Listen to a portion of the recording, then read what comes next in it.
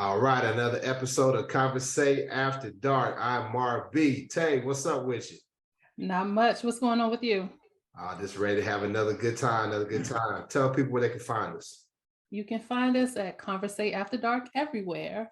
And if you would like to reach us, have a comment, or would like to be a guest on the show, contact us at CVAD, the podcast at gmail.com.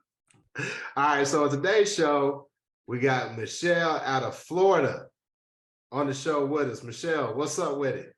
What's going on? Nice to be here. You know, I'm a little nervous, but I'm ready for it. Let's do it. Oh, don't be scared. Don't be scared. Don't be No scared. need to be nervous. So you're down in Florida, right? How's the dating life in Florida? Boo boo. Yeah. I don't know how to describe it. It's very non-existent, if you ask me, in the sense of trying to find someone who is maybe on your level, that has the same goals, same aspirations, same dreams, same desires as you. That's kind of hard to find for somebody who looks like me. Let's preface that. I love my brother, so I'm trying to stay on this side of the color line. So it's a little challenging, or at least finding someone who is single, completely single. So you're not down for the poly life? I'm strictly monogamous. Okay. Nothing wrong with that. Yeah. Well, I jump right in, but Tay, Let's do it. Tay, let's do our normal thing. Okay. Michelle, we have an icebreaker that we like to do. We have conversation cards. Okay. So I'm going to give you the choice of which category I pull from, but we're all going to answer it. Okay. So I have extreme personal questions, who's the biggest pervert, and the sexy 69 after dark. The first one. Yeah. You want to do who's the biggest pervert? You don't want to call yourself out? Look, we can't give it all to him on the first show. Yeah, we're gonna give it all to him. Yeah. This one might be a little out there, but we'll see. Okay. Where is the weirdest place you have ever had a sexual encounter? The weirdest place. Oh my goodness. I would definitely say outside, on a hiking trail, like hands on the tree, doing whatever it is we were doing. You said you like brothers, but I don't know. That sounds like some shit other people do, because I'd be scared Jason Voorhees gonna come get my ass. So now I was nervous. I would definitely say I was nervous because I was in college and I had just met this guy probably a month prior. And he was like, let's go for a walk. So when we started walking, it was daylight. And, we were just walking and talking, showing me different parts of the city that I didn't know you could see from different parts of the woods that we were in. And he was like, look at this, look at that. And then next thing I know, then he said, look at this. And it went down, and I was like, can people see us? Because I could see people. I could see the bridge. I could see the cars. And I was just like, do you really have me out here? Stop. Did y'all get butt booty naked? No, because I was like, look, I ain't trying to have bites all over my body. So we just gonna, from the bottom down, waist down. Yeah. I was a little bougie back then. I'm like, look, it's bugs out here. It's bugs out here. You ain't want. Now, I call Michelle the condom lady. Hold on, Marvin. You didn't answer the question. Look, he's trying to sneak past. You said I tried to get off of that. Okay. Weirdest place. My girlfriend in high school had a great aunt that she was very close to.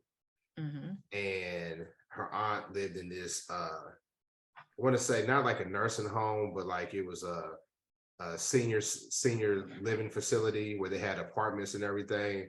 So we went to go visit her aunt because they were very close. And outside of the senior living facility, they had like a little park with like benches and everything that was like wide out in the open. And for some reason, our 17, 18-year-old minds thought it would be good to get it in front of the senior citizen living facility. So we went to that little park. There was no like bushes or anything. We wide open and we got butt booty naked and fucked in front of the fucked in front of I can't say her name. Yeah, she ain't watching this. We fucked in front of Aunt Tootie's building. Oh Lord. So In the broad daylight? No, it was dark. It was dark. Okay. It was dark. But still though, we got butt booty naked, got it in. Oh, all clothes off. All clothes off. Oh yeah, no. Yeah, all clothes off. That's the stuff you do when you're young, right? Right, young and dumb, I guess. Yeah. I'm full of it. Yeah. Tay. So I guess I'll bring it on home. The weirdest place I can think of, I won't say the name of the place, but I'll just say it was an Air Force base and it was on a picnic area.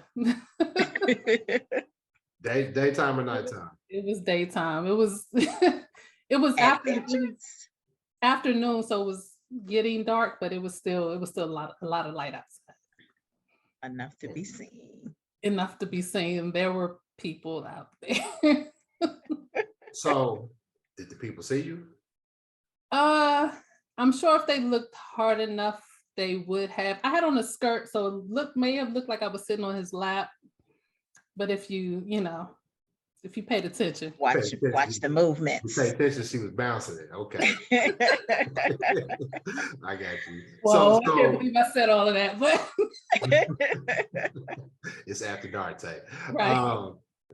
So Michelle, are you an exhibitionist? I am. So outside of the woods, you've done that. You in front of other folks, you've done it. You've done it in front of people. I've done it in front of two people, two different occasions. One was not intentional, but I mean, when you mid-stroke, ain't no need in stopping at that point. We all adults, so yeah. Okay. All right. So went ahead and finished it on up. All right. Got to. I mean, got to finish what you start, right? That's the plan. That's the plan. That's the plan every time I get with somebody. But I call you the condom lady because Tay, she hooked your boy up. I got adult children, and at one point they was all teenagers, and they was all sexually active. And Michelle put it out there that, hey, I got the hookup on condoms, so we'll go into why she's got the hookup. But she sent me a boatload of condoms, and then I had a life change, and I got out in these streets, and I said, hey, I need some condoms. So she sent me a boatload of condoms because ain't nothing worse than being in your 40s and getting the heebie-jeebies from somebody. So you got to strap up. So what's the story behind your access to all the rubbers? Not the rubbers. I don't know if I heard it called rubbers in a long time, but rubbers, gym hats. So my story, I think probably, my son's 21. So about 21 years ago, once I graduated college, and I'm like, okay, Lord, what am I going to do with my life? So I did an internship doing HIV, and I loved it. Like, I love educating, and then you could talk about sex and not be judged for it. Educating people on how to protect themselves, how to keep themselves safe. So yes, during my time, I have been deemed the condom lady because, like I said, I'll mail condoms wherever they need to go. College students, parents, empty nesters, whoever, because I'm all about saving in my community and making them safe. Like, I was talking to some people today and I was like, does your son need condoms? Because I can mail them to him, because she was in there getting STI tests. And I'm like, well, asking history and all of that. She was like, oh yeah, I got a 23 and a 24-year-old. And I'm like, we mail condoms. So, and I don't have to pay for it. So I can mail as many as I want. So let me know and I got you. And I mailed some condoms this afternoon. So, you got to keep yourself safe, keep your family safe, keep your friends, all of that. So yeah, you do what you do when you love what you do. Do you get many people our age coming in to get checked and asking questions about, sexually transmitted diseases? Unfortunately, not our age, our age, no. So I recently I have a different job working with a different community that doesn't necessarily look like me. But when I was mailing you the condoms, I was with the youth, 13 to 24. So it was mainly them that were coming in wanting testing or going out partying the weekend and then running to the clinic on Monday like, oh, this is what I did. This is what happened. I got a burn, itch, drip. What can you do? So we did the testing. But for our age group, that 35 to 50, not really.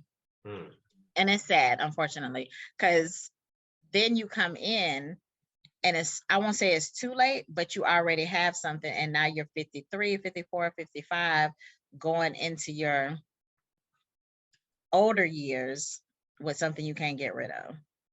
What do you think may be the reason that is, in your opinion? I think because our age group, and I say our age because I'm 47, can be trusting. And once we're getting out of a relationship that we thought was trustworthy, we don't think about going to get checked because, I was with so-and-so for 5-6 years and, we didn't have any issues. And now I'm out here in this dating world again and don't really know what I should do. And they just don't. And then when you talk to them, be like, girl, when the last time you've been tested? Girl, not since I've been with so-and-so. Well, girl, that was 5-6 years ago. What is you waiting on? So it's just I won't say they're invincible, just I think lack of education, thinking I've been in a relationship, it's not going to happen to me. Yeah. What's the most prevalent STD that you encountered?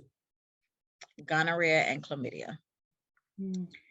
And well, at least they got a cure for those for right now, right? For right now, because gonorrhea is building up a resistance to the medication. And then let me tell you where it's being found, because it's not in the vagina. Gonorrhea and chlamydia are now being found in the throat and in the booty. Damn. For real. For real. So yeah. Does that mean, and hopefully people don't consider this homophobic, does that mean it's more prevalent in the gay male community, or is it just cats out here letting off shots up in the mouth and the booty hole, and that's what's happening? Absolutely. And it's not even that you have to let somebody come in your throat, in your mouth, or in your butt. It's the pre-cum. It's the part that gets you hard that has the most infectious: gonorrhea, chlamydia, HIV, syphilis, herpes. So even if you're starting to give head and that penis gets hard, that pre-cum is all in your mouth. So whether you swallow or not, if some trickle down to the back of your throat and they have gonorrhea and chlamydia, you now have it in the back of your throat. Because a lot of people say it don't make sense to go down on somebody and then throw a condom on when you about to fuck. Do you agree with that? I do, but we have things in our office, or there's things that you could buy called dental dams. And I know everybody has seen the movie Booty Call. That saran wrap is a real deal. Place that saran wrap down there, the dental dam, go for what you know. Because, like I tell people, you don't know what the next person has. So you have to protect yourself and not really think about them protecting you. You got to look out for yourself. So yeah, it may seem weird to be like, oh, here's this little piece of plastic that I'm about to put on your vagina, but I just kissed you in the mouth. So. And, I think, Tay asked that question. I think there's probably a lot of shame that goes along with, I'm in my mid 40s. You saw what I just said. I'm too old to be catching stuff. And like, you're down in Florida. I remember talking to an older gentleman, and this dude was like a World War II vet. And, living down there, a bunch of other rich individuals, they got RVs, and they called it Viagra Alley, because it's all these rich white dudes with all kind of money taking that Viagra and that Cialis to try to, still live their life. And they all catching diseases because they're not strapping up. They're probably paying for it or what have you. Whatever it is, they're being risky, and it's catching them at an old age. Oh yeah.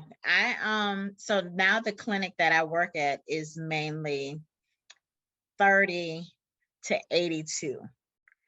And when I was going through charts, I was like, are you really 82 with HIV and you just got this 3-4 years ago? Like, what is you doing?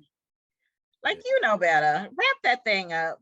I've heard that So the senior citizen homes are usually getting to be like the number one spot for. some of them are senior citizen homes, and some, I didn't mean to cut you off, I'm sorry. Some of them are senior citizen homes, but some of them are just, my wife has died, so now I'm a widow, so now I'm back in the dating scene, or my husband has died, now I'm back on the dating scene where I live in a 50 and up community.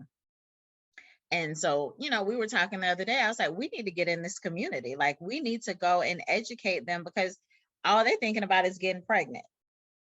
Well, okay, yeah, we know you 84, 85, you probably not gonna get pregnant, but you getting all this other stuff. And I'm just like, y'all aren't invincible from this. And if you 50 and up and your dick's still getting hard, that little extra 5 seconds trying to put a condom on, that might ruin the whole situation. Well, not really, not for this group that I work with now, because just about everybody, and I was telling my mom, and she was like, really, Michelle? Because I'm open about whatever to anybody who want to listen. I have to do more what we call PAs, which is making sure people can get their medication. I have to do more assistance for people trying to get their testosterone and their Viagra and Cialis. I'm like, can y'all worry about your HIV first and not worry about your dick getting hard? Wow. That's important. But it ain't as important as your HIV though. Exactly. Look, motherfuckers living with that HIV, guys. Magic for a minute. Yeah, I was joking with a guy the other day. I love Magic. That was a bad joke. My bad. It's okay. It's okay. This man is walking with a walker, 74 years old, gay male. Well, he was bisexual. He was married for 45 years. Wife died now. He was like, oh, I can explore my gay side. 74, walking with a walker that has the 4 prongs. And so we have to ask them about their sexual history. And, I'm open. I'd be like, so you top, bottom, or verse? And he was like, I'm a top. I'm so glad I had my mask on, because I'm like, you 74 pushing a walker and somebody letting you top them? Because I'm thinking like, if you're on that walker, that's a prime position for the bottom. But what do I know? Well, that's what I thought he was gonna say, but he was like, no, I'm a top. So then I had to, do my little education. But I'm like, you are pushing a walker and you 74 years old, getting it in unprotected. Wow. Damn. Which means you're putting other people at risk, because you got HIV. Now people, I made a joke about it. It's not a joking matter, but people are living, the medication for HIV has improved. Mm-hmm. Are you able to talk about PrEP, how that is keeping people from catching the disease, and the medication that's keeping people alive? What type of improvements have you seen, and do we have access? All of us as Black, our audience is mainly Black, but do we have the access to keep people in our community safe? Mm-hmm. Okay, so I'll start with the treatment first. Treatment has definitely come a long way, and I was actually talking to a girl who, what we call, has been lost to care, meaning she hasn't been seen in over a year. And so I was explaining to her, I was like, HIV from the 80s and 90s, you were taking 10, 15 pills a day to survive. Yeah, the cocktail, right? The cocktails. And of course, she was like, what does that mean? And I was like, okay, let me explain. Because I said cocktail, she didn't know what I meant.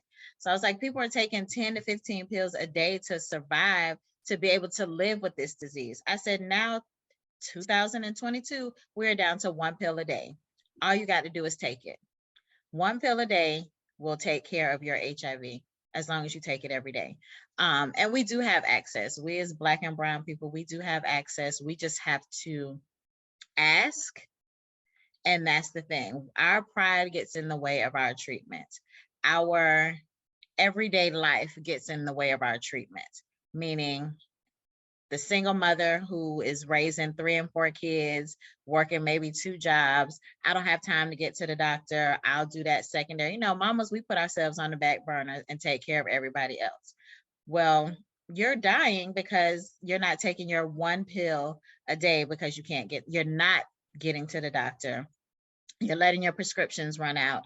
I do what we call copay assistance all the time. These pharmaceutical companies will pay for your medicine. They will pay for your medicine. This HIV medicine is no joke. I always tell people $3,000 to $4,000 a month for HIV medicine or a free condom. Like, weigh your options and pick one, because there are choices. So that's the treatment side. 1 pill a day and you should be good. The PrEP side, which is the prevention side, is still 1 pill a day, but you have to take it.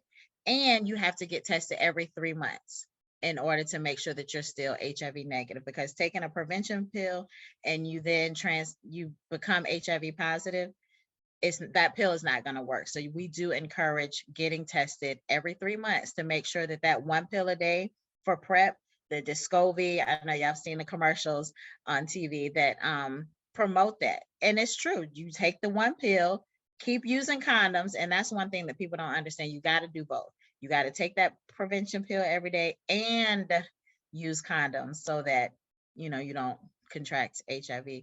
And sometimes we have partners who come in. So for example, Marvin, you and I are in a relationship. I'm HIV positive, you're not. So to keep you from becoming HIV positive, we're going to put you on the PrEP medication, the Descovy, for you to take every day for the rest of your life if we decide to be together for the rest of our lives. And that can prevent you from contracting HIV. Okay. And we have access to all of that. Like I said, the pharmaceutical companies will cover the cost. If you have insurance, your insurance company will cover the cost, because insurance rather you do prevention than treatment.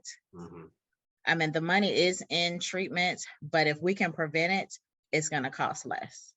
So being in this line of work, has it changed your approach to sex? I mean, you told us how you was busting it wide open in the forest and shit, and in front of everybody. Has it changed how you get down? Oh, absolutely. Because now they have HIV home kits where you can either go to Walmart, Walgreens, wherever, and purchase a kit. It's $50. I would recommend going to an agency and getting it for free. So I do have those. So if y'all need those, I got those too. And if I'm with someone that I've never been with sexually, I'm like, hold on, while we sipping this wine, I'm gonna prick your finger.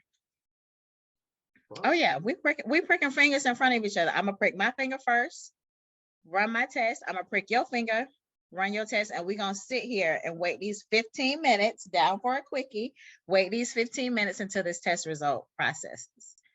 So after you prick my finger, I get to put it in raw. No, because I don't know if you have gonorrhea and chlamydia. Gonorrhea and chlamydia. I don't like needles. It's a finger prick like you doing your diabetic testing.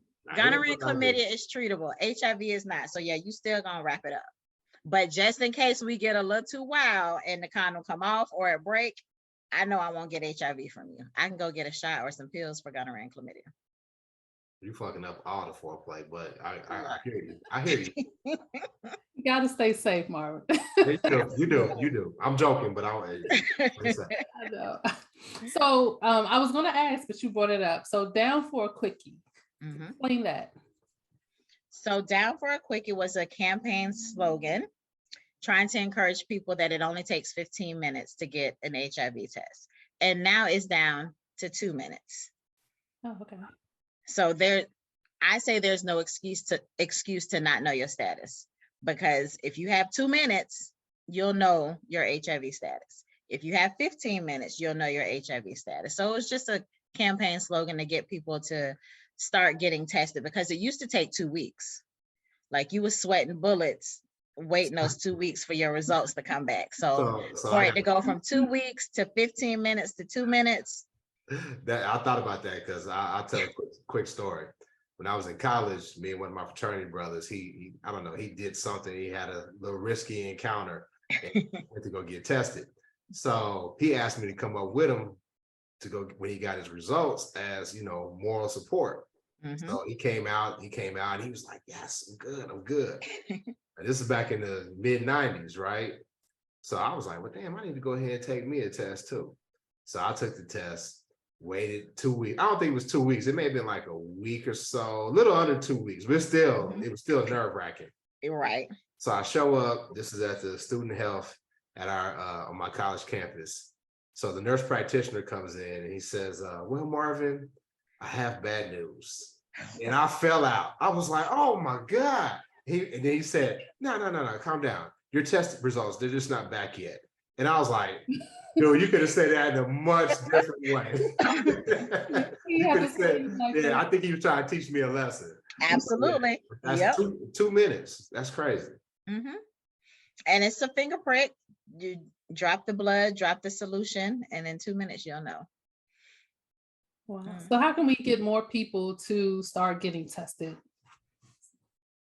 So there are a lot of national HIV awareness days for the whole year, from January to till December. And we actually just recognized World AIDS Day, December 1st. I don't know if any of you all have heard of that or heard of it these past couple of days, but there are national days throughout the year where people can go and get tested. And I'm a huge advocate component for February, because we know Black History Month is 12 months out of the year, but they have given us February.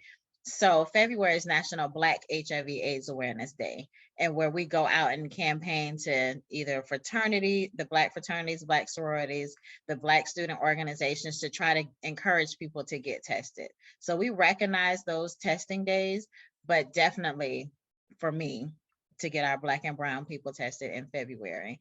Going on campuses, trying to get into some of the churches. Now, my pastor loves me. He's like, come on in, educate, do what you got to do. We ain't gonna sugarcoat it, but we ain't gonna go completely raw. And if you want to do testing and people want to get tested, he's all for it. So we need more churches to do that, so that we don't have to kind of track down our Greeks, our Black organizations, because everybody's not in those circles.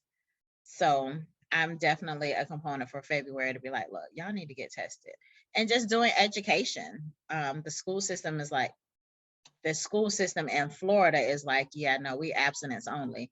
And I'm like, but these kids are having sex in the school, in the bathroom, under the bleachers, and you talking about abstinence? Y'all have a whole pregnancy program. How are y'all talking abstinence? So, we kind of try to have to do it outside the walls of the school, but. So we ask this to everybody that comes on the show. On a scale of 1 to 5, 5 being the highest. What's your freak? So we done with all that. Right, we just hop right on into the freak number. What's your freak quotient?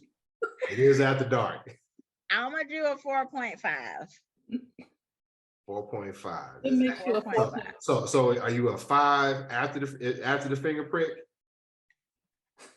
I'm a 5 after all the STD testing. When you have done everything, gonorrhea, chlamydia, syphilis, and then HIV, but we're gonna do a blood draw for HIV. So yeah, I'll meet you at your 5 once all of that is done. And same for me. I'm gonna do my testing, you're gonna do yours, we're gonna show each other these results, and then we can go for what we know. We can go for broke. What makes you a 4.5? Well, why do you think you're a 4.5? I would say I'm in 4.5 because I'm a no holds barred. If you bring it to me and I know it ain't gonna kill me, I'm all for it. Let's try it. But you got the safe word in case it get a little too crazy. I'm like, look, wait, now hold on. Or, so I'm a follower when it comes to the bedroom. I will make my request known and tell you what I want, but I'll let you lead. So if it gets to the 5, I'm right there with you head to head. So outside of fucking in the woods over the bend and through the valley, what's the freakiest thing you've done? Oh shoot, so you really want me to go there? Lordy have mercy. My mama can't watch this. I can't show this video to nobody. This podcast. You can just like custom who you gonna share it on your social media so mama and the church folks? I'm not sharing it at all. Because some of my friends would be like, what? You said what? You told these people what? Well, just show them the first half. Like, we're gonna have to edit that part. I need an edited version and an unedited version. I ain't doing all that work. So you better tell them to stop watching at the 20. Right. Be Well, like, go all ahead. right, that's the end of the video. All right. So the freakiest thing I've You ever trying to done. deflect. Go ahead. No, I'm not. I'm actually trying to remember. See, this is when you were supposed to ask me these questions so I could have my answer ready for you. You use 4.5 shit. You're supposed to know. Or have you done that much freaky shit? You got to try to remember. It's been a long time. I've got cobwebs now, so it's been a minute. Damn, that's sad. It is. This is what I'm dealing with in Florida. But okay, so the freakiest thing I've ever done. I was in college. Once again, that's where you live your best life, which I have brought it into my adulthood, is giving head on my patio at my apartment. People watching. So that's that exhibitionist part. And then finishing on the porch. I'm gonna just say it. So giving head on the porch, people watching, neighbors watching. One of my girlfriends was at the house. She's watching, coaching, giving him some lessons. So after we finished the head, I was like, okay, so let's try this. You've never done this. So make him strip on the porch. We get it in from the back anally. And he was like, wait, what? And I'm like, yeah, just keep, I'm coaching him on what to do. And then he was like, so now what? And I'm like, just keep going. And he was like, but people are watching. Who cares? Like, you killing the vibe with stopping. So we finished. And then he was like, so are we done? I'm like, oh no, we just getting started. So do the whole head thing again. And now it's 3 of us on my porch getting it in the daylight. So I would say that was about the freakiest thing since I have been celibate. Hold on. I'd like to file an objection. That's not like you motherfucking 5 to me. I don't know, Tay. Maybe she's been downgraded since she got older, but damn, I was in. Yeah, I've definitely downgraded since I've gotten old. I got a son now, so Fuck that mean. I try to, my son's got a certain thing about their mamas. They don't want to hear and see all of that. He got to be there. Okay. He lives here. They ain't got hotels in Florida? I mean, they do. They do. All right. They got cars too. They got parks. They got the woods. Yeah, well, they got the woods. They got the trolleys. She said the trolley. Trolley. Mm-hmm.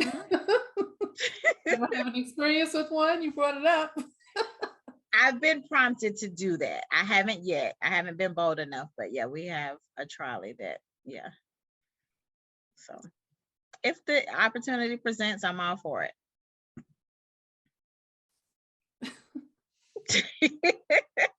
So is there anything that outside of unsafe sex, right? Unprotected sex, is there anything that you like, hell no, I won't do?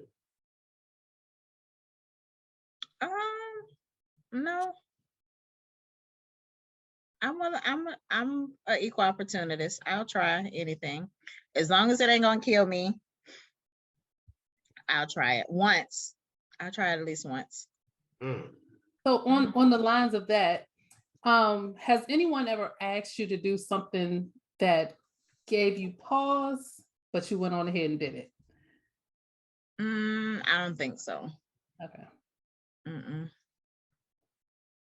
What's still on your sexual bucket list? What's on my list? Mile High. Okay. Never been in a plane or done it in a plane. Yeah, that's about it. I feel like all the other places, the beach, you've done, the cars, the bench, work, the office. Yeah, you're 5. Those are all. Those are normal places to me. So let me ask y'all this. Mile High Club, people always talk about that. So in order for it to be the Mile High Club, does it have to be penetration, or can it be oral or hand jobs, fingering? Definitely not hand job. That don't count. It's got to be some type of penetration. And I ain't talking about with your fingers. No, I was having that conversation. This was some years ago, and we kind because it's harder to do now. We kind of came to the conclusion that if you can have an orgasm, it counts. So anyway, you can do that. Yeah, if you bust a nut in the friendly skies, I think that. But I don't know if that counts if you do it by yourself. I don't know. I think nah, you just a perv if you do that.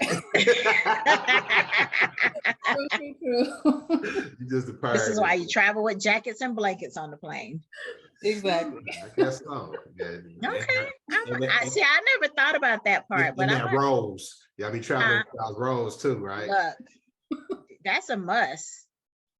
That is an absolute must. Dang, it's crazy. Yeah, it's getting worked overtime because I'm single. So you just mentioned the rose. So I'm assuming you're a toy advocate. What's the best toy you think you've ever used? At this point, I'm gonna say the rose. Okay. Now, what the second part that I'm looking for, not really looking for, but I know where I can get it, is the rose with the extension on it. I don't know if you've seen that. Yeah. That's what I'm seeking out. It's on my Christmas list. It's hope Santa's blessing. I know that rose has really been the wave, but old school, I know a lot of sisters use that Hitachi wine.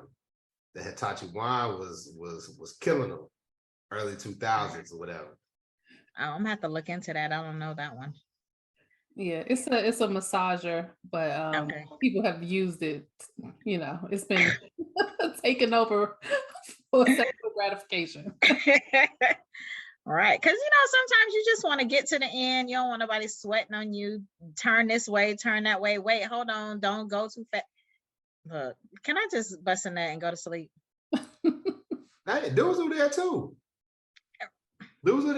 Like shit. I mean, I know I do. Like, I feel like this bullshit conversation. I know she down.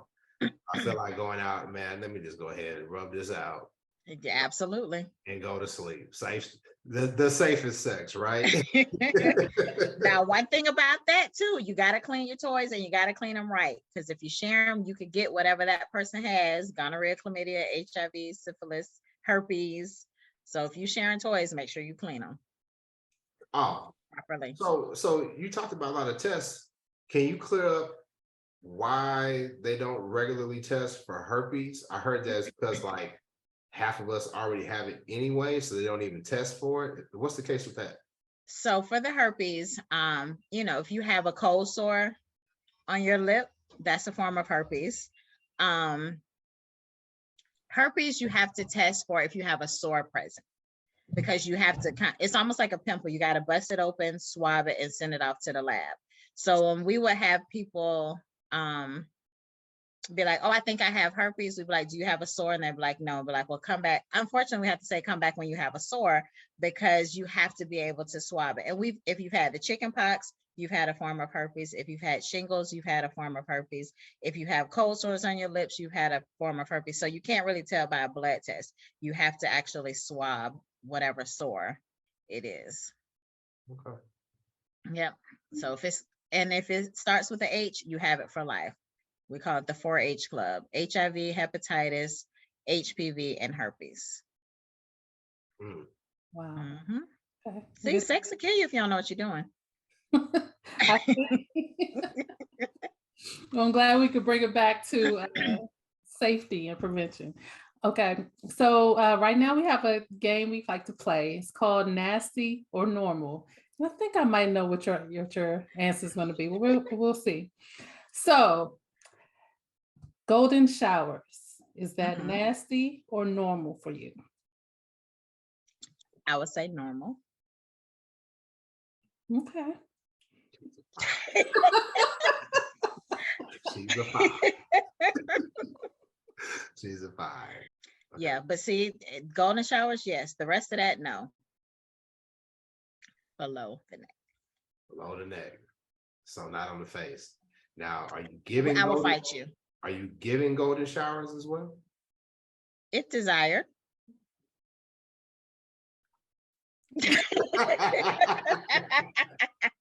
5. So